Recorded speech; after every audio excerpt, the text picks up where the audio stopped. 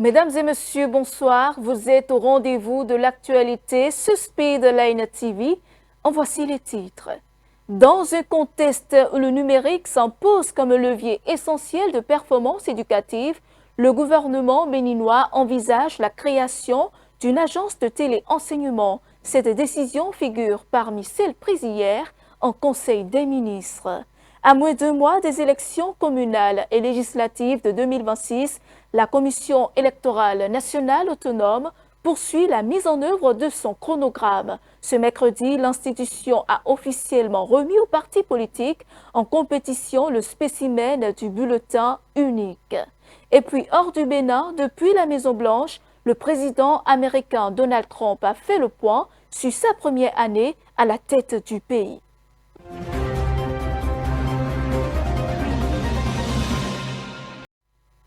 Merci de nous recevoir chez vous avec ce journal que nous ouvrons avec les décisions issues du Conseil des ministres.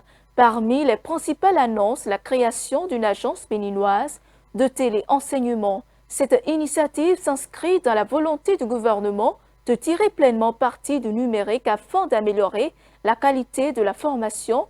Autre fait marquant de cette séance, le chef de l'État a promulgué la loi portant révision de la Constitution adoptée le 15 novembre dernier. Point complet de ces décisions avec le porte-parole du gouvernement. Création de l'Agence béninoise de téléenseignement et approbation de ses statuts. En raison des nombreuses applications pratiques qu'il favorise, le numérique offre aujourd'hui un atout essentiel dans l'amélioration de la formation pour l'excellence académique. Pour le mettre pleinement au service de notre système éducatif, il urge de moderniser les méthodes d'apprentissage, d'enrichir les contenus pédagogiques, de renforcer l'encadrement des apprenants et de garantir une plus grande équité d'accès à un enseignement de qualité. Pour ce faire, le téléenseignement sera déployé dans les 3 niveaux du système éducatif, l'enseignement maternel et primaire, l'enseignement secondaire technique, y compris la formation professionnelle et l'enseignement supérieur. Il s'appuiera sur des partenariats stratégiques avec des institutions nationales et internationales afin de mutualiser les meilleures pratiques pédagogiques et d'assurer une mise en œuvre progressive, solide et pérenne axée sur la qualité. Au titre d'autres mesures normatives, ont été adoptés les décrets modifiant le décret 2024-1295 du 6 novembre 2024 portant conditions d'importation, d'exportation et de distribution en gros ou en détail des produits de santé autres que le médicament et celui fixant le cadre institutionnel de mise en œuvre du projet Dogobis. Au chapitre des communications, en point 1, recrutement et formation de 1850 jeunes au profit des forces armées béninoises. Ces nouvelles recrues, à raison de 850 au titre de l'année 2025 et 1000 pour l'année 2026, viendront renforcer les effectifs de notre armée et accroître ses capacités opérationnelles.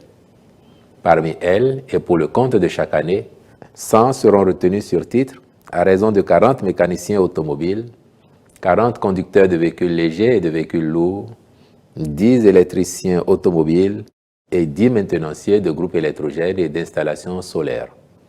Les ministres concernés prendront les dispositions en vue du bon déroulement des tests de recrutement autant que de la formation. En point 2, contractualisation pour la réalisation des travaux de construction du quartier culturel et créatif de Cotonou. Pour rappel, ce projet d'aménagement s'étend sur une superficie de plus de 12 hectares et ambitionne de se positionner comme épicentre des industries culturelles et créatives du Bénin.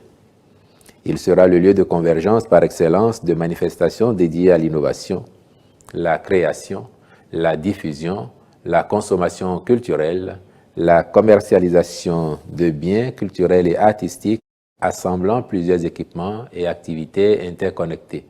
En point 3, déclaration par la Cour constitutionnelle de la conformité à la Constitution de la loi portant révision de la Constitution. Le chef de l'État a informé le Conseil que la Cour constitutionnelle a procédé à l'examen des différents recours qu'elle a enregistrés à la suite du vote de la loi du 14 novembre 2025 révisant et complétant la Constitution du 11 décembre 1990. À l'issue de cet examen, elle a déclaré la dite loi conforme à la Constitution en toutes ses dispositions. Dès lors, le président de la République a annoncé au Conseil qu'il va promulguer la dite loi en ce jour, mercredi le 17 décembre 2025, formalité substantielle pour lui conférer force exécutoire. Après le Conseil des ministres d'hier, nous passons à une nouvelle étape du chronogramme électoral en vue des élections communales et législatives de 2026. Conformément aux dispositions légales, la Sénat a procédé à la remise officielle des spécimens de bulletins uniques aux partis politiques engagés dans la compétition. Écoutons maintenant les propos des représentants des partis politiques. Nous sommes venus à la séance pour recevoir la plateforme e-délégué et aussi les spécimens concernant les élections communales et législatives de 2026. Nous avons reçu 5 lots de 200 exemplaires, un peu comme chaque parti ici présent. Nos observations ont été prises en compte. J'ai constaté que le logo Moël Bénin est bien représenté, les couleurs sont respectées. Tel que nous l'avions souhaité, qu'il y ait un cadre pour délimiter un peu les espaces entre les logos pour éviter les bulletins nuls. Mais tout a été, c'est beau, le bulletin, le spécimen est bien présentable. C'est avec le spécimen que l'électeur ira au centre de vote, au bureau de vote le 11 prochain. Et le spécimen permet donc à chaque parti d'indiquer à ses électeurs la position donc, de son logo, là où ils doivent mettre le cachet pour donner sa voix au parti, à la liste donc, indiquée. Donc c'est important, c'est un outil important de travail pour les partis politiques. Voyez-vous, donc ça situe la position donc, du logo du parti sur un document unique. Nous sommes en train de tout mettre en œuvre pour que tous les matériels nécessaires, tous les appuis logistiques nécessaires soient disponibles pour que sur le terrain, nos candidats ne souffrent de rien, pour que le parti, les structures déconcentrées du parti sur le terrain ne souffrent d'aucun manquement, afin que nous puissions faire une bonne campagne et aller aux élections et, pourquoi pas, gagner ces élections. Donc nous sommes outillés et nous travaillons inlassablement, méthodiquement, mais... Dans le reste de l'actualité, le président de la Haute Autorité de l'Audiovisuel et de la Communication a reçu ce jeudi la ministre du Numérique et de la Digitalisation. Plusieurs points ont été abordés. Écoutons la ministre Aurélie Adamsoulé à sa sortie d'audience. J'ai été reçue et je suis honorée de cela par le président de la RAC ce matin. Et le président a partagé avec moi une sagesse qui, me semble-t-il, mérite d'être partagée. Il a dit, dans une maison, lorsqu'on s'entend bien, le matin, on n'a pas besoin de se dire bonjour avant de se parler. Et c'est ce qui se passe parce que la RAC et le ministère, le président et moi-même, nous avons commencé à travailler dès le premier jour de la mise en place de cette mandature. Et parce que nos chantiers sont communs, nos objectifs s'interrelient. Et donc, aujourd'hui, c'était plus une visite pour aborder différents sujets, mais dans un cadre de collaboration déjà en place.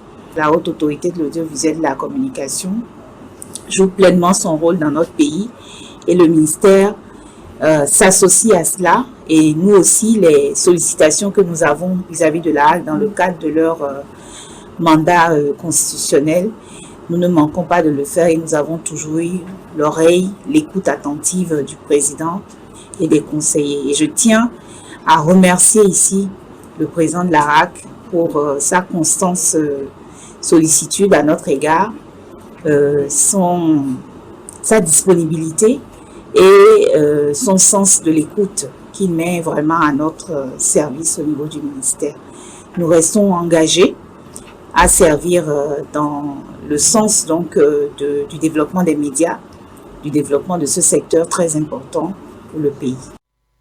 Et puis l'an du Bénin, le président du Burkina Faso, le capitaine Ibrahim Traoré, a reçu en audience le ministre nigérian des Affaires étrangères, Youssouf Touga. Porteur de messages de solidarité du président Bola Tinubu, l'émissaire est venu présenter les excuses officielles du Nigeria au Burkina Faso tout en saluant ses efforts dans la lutte contre le terrorisme. Regardons. Déplorable qu'il y ait eu des irrégularités dans les documents, notamment sur les autorisations de survol de l'espace burkinabé. Cela est regrettable et nous nous excusons sur cet incident malheureux. Nous avons aussi évoqué le sujet d'un leader d'un parti nigérian qui fait des commentaires disgracieux concernant cet incident. Cela est lié sans doute à une incompréhension de la situation. Le président Traoré, le gouvernement du Burkina Faso et le peuple burkinabé ont été très accueillants et disposés à nous accompagner. L'équipage a été très bien traité. Cela saute aux yeux et c'est évident que le président Traoré était directement informé sur la prise en charge de l'équipage depuis que celui-ci est arrivé au Burkina Faso.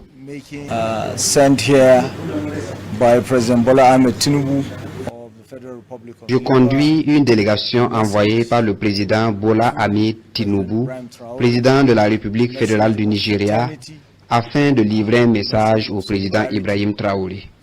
Un message de fraternité, un message de solidarité d'un pays africain à un autre.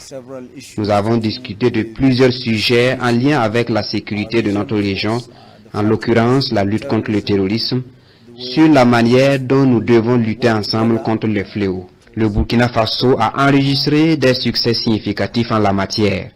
Donc, il y a des leçons à tirer sur ce volet évidemment.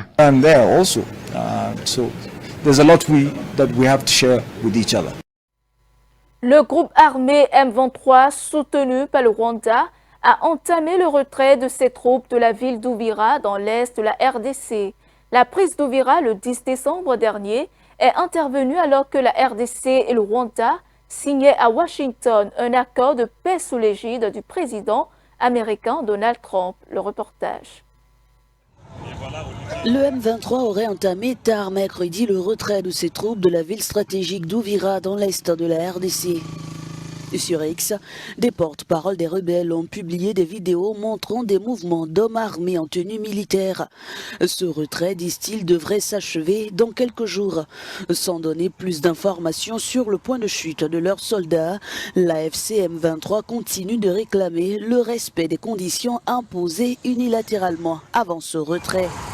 De son côté, le ministre congolais de la communication et des médias, Patrick Mouyaya, a appelé à la vigilance, exprimant des doutes sur l'effectivité de ce retrait des rebelles de la FCM23 de la ville d'Ouvira.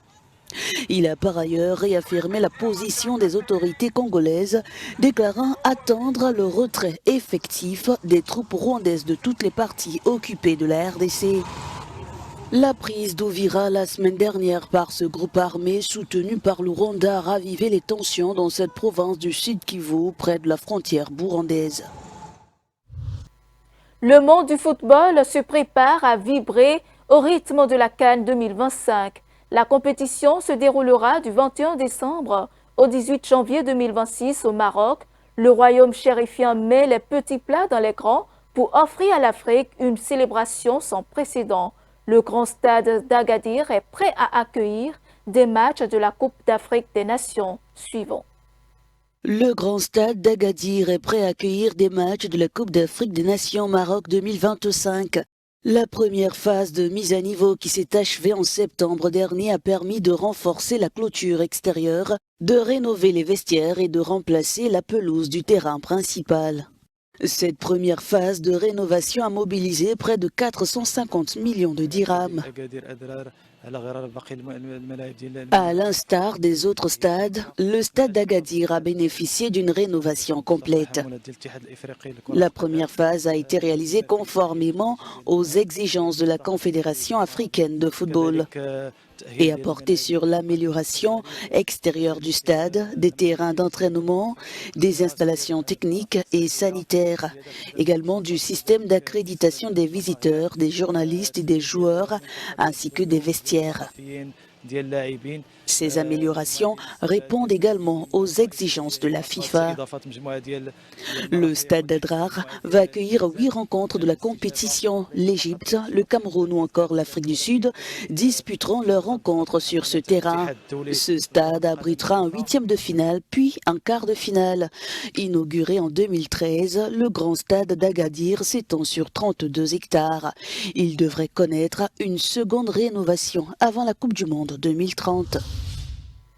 Le président russe Vladimir Poutine a averti que Moscou tenterait d'étendre son influence en Ukraine sur Kiev et ses alliés occidentaux rejetaient les exigences du Kremlin lors des négociations de paix. Poutine a déclaré que la Russie atteindrait ses objectifs en Ukraine par des moyens diplomatiques ou militaires. Le reportage. La Russie menace d'étendre ses opérations en Ukraine si Kiev et ses alliés occidentaux rejetaient les exigences du Kremlin dans les pourparlers de paix.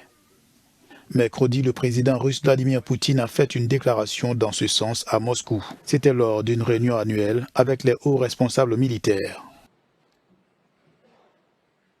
Les objectifs de l'opération militaire spéciale seront sans aucun doute atteints. Nous préférons y parvenir et éliminer les causes profondes du conflit par la voie diplomatique. Si la partie adverse et ses protecteurs étrangers refusent d'engager un dialogue substantiel, la Russie libérera ses terres historiques par des moyens militaires.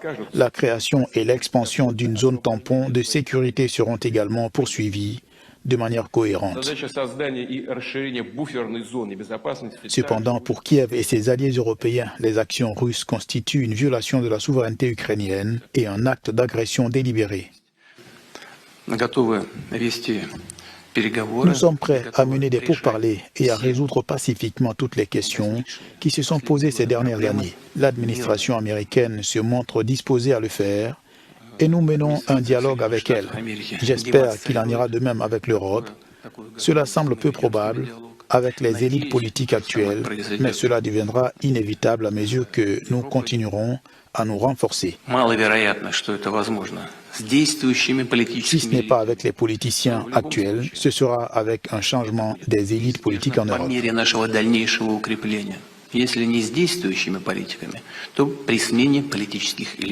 Les négociations en cours sont menées par le président américain Donald Trump, qui a lancé une vaste offensive diplomatique afin de mettre fin à la guerre qui dure depuis février 2022. Dans une rare allocution depuis la Maison-Blanche, le président américain Donald Trump s'est félicité ce mercredi de ses réalisations.